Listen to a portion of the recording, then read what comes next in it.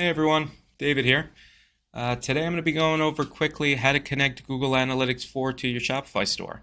So it's a pretty easy connection to make. It should take under about 2 minutes. It's easy for beginners. And it's always good to connect analytics to your Shopify store even if you're not using it right now, because if you decide to do any marketing or investigating into your site later, the older your data is, the better off you're going to be. So we're starting off in the Shopify admin in the back end over here, and we're going to go ahead and set up the Google Sales channel. So we're going to click on Apps, and we're going to search for the Google Sales channel, which is right over here.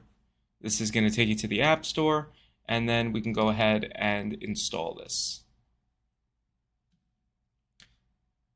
So we're going to add the sales channel. The Google Sales channel is 100% free, so no need to worry about any charges. And you want to make sure that your analytics account is at least created. So we have our Google Analytics account created.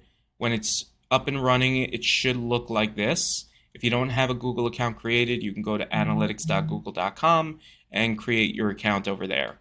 And just make sure that you're keeping an eye on which Google account you're using to create your Google Analytics account, because it's going to ask us to sign into that proper Google account. So if you're ever confused, you can just click this little drop down over here and see that this is the email address that you're using.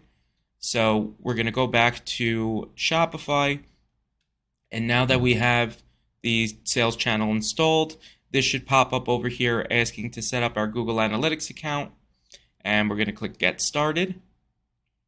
So now if you scroll down over here, it's asking you to connect a Google property.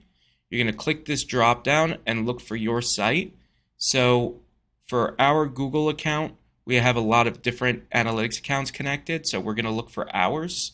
And this is our Google Analytics number. We're going to click connect. And there you go. And now Google Analytics is now connected to the Shopify store.